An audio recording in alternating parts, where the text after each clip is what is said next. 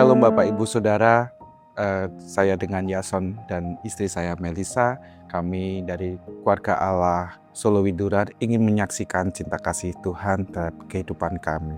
Pada tahun 2017 kami berdua menikah dan saat itu dalam usia yang memang sudah sangat cukup ya, bahkan lebih mungkin bisa dibilang terlambat seperti itu. Nah, kami juga berdua jujur kami merindukan momongan, namun memang dengan berjalannya waktu kami belum juga dikaruniai momongan. Sampai kemudian di tahun 2019 ya waktu itu kami sempat ikut Holy Land, jadi waktu itu dipimpin oleh Bapak Obaja, kami dengan orang tua kami di gereja di Kana, kami didoakan oleh Pak Obaja, di situ kami mengimani bahwa Tuhan akan memberikan kami mujizat momongan di situ. Nah kemudian di tahun 2022 oleh karena cinta kasih Tuhan saya dinyatakan waktu itu hamil ya.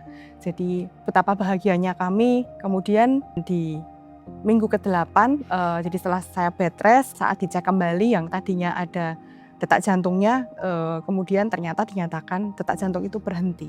Nah di situ seketika juga apa yang menjadi kebahagiaan kami itu tiba-tiba juga seketika berhenti. Jadi kami juga didoakan oleh KKS kami, Bu Yosua Budi.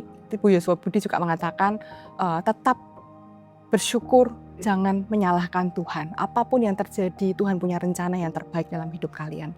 Nah di situ akhirnya saya dengan suami kita sepakat untuk kita tetap mengucap syukur. Kita bahkan mendoakan orang-orang keluarga-keluarga yang belum memiliki momongan juga. Dan di situ kami terus pondok Daud. Kemudian kami juga melakukan profetik pada saat penyerahan anak. Pak Obaja waktu itu menumpangkan tangan untuk anak-anak.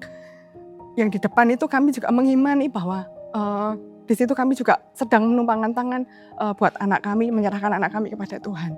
Nah kemudian di tahun 2023 ya, saya terkena COVID waktu itu. Dan di saat positif COVID, saya juga dinyatakan waktu itu positif hamil. Pada usia 7 bulan lebih 1 minggu itu saya merasa kok perut saya itu semakin bengkak, besar dan isinya tuh air gitu. Jadi saya mulai merasakan kok kayak tendangan anak saya ini kok berkurang gitu ya. Saya merasa kok berat banget ya tubuh saya ini gitu.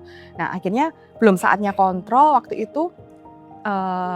Saya kemudian bilang sama suami, yuk kita kontrol aja gitu. Akhirnya saya dimasukkan ke ruang khusus observasi. Kemudian selama 3 hari di situ. Nah pada hari ketiga saat dicek dokternya kaget, tiba-tiba diem gitu ya. Dokter mengatakan bahwa berat badan anak saya turun. Dokter meminta untuk segera dilakukan terminasi atau dihentikan kehamilannya waktu itu. Shock ya saat itu karena itu adalah anak yang kami nantikan dan waktu itu selama 7 tahun ya Tuhan menjawab doa kami dengan anak gitu ya. Nah waktu itu pada hari ketiga itu saya mengalami sesak nafas dan benar-benar sampai pakai alat bantu pernafasan seperti oksigen yang pakai ada balon seperti itu ya.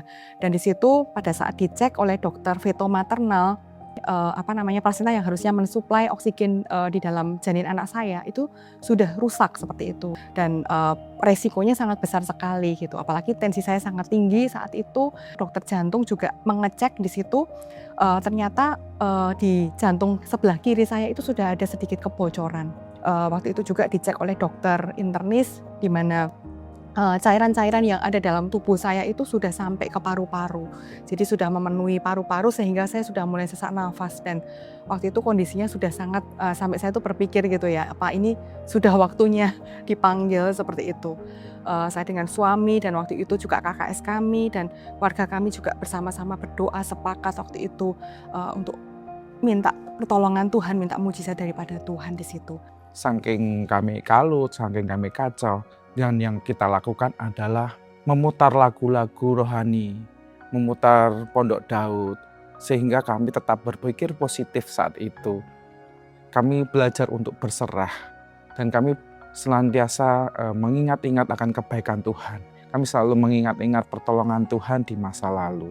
Dan puji Tuhan pada saat di ruang operasi di situ jujur dokter itu sudah sangat tegang seperti itu ya. Tapi kemudian pada saat anak saya dilahirkan kelihatan lega sekali di situ dan pada saat ditunjukkan itu Saya sampai kaget gitu ya, karena benar-benar merah seperti bayi yang benar-benar sehat walaupun sangat kecil di situ gitu. Puji Tuhan, dokter anaknya mengatakan anak ini hanya cukup masuk ruang patologi bayi, cukup dirawat di inkubator.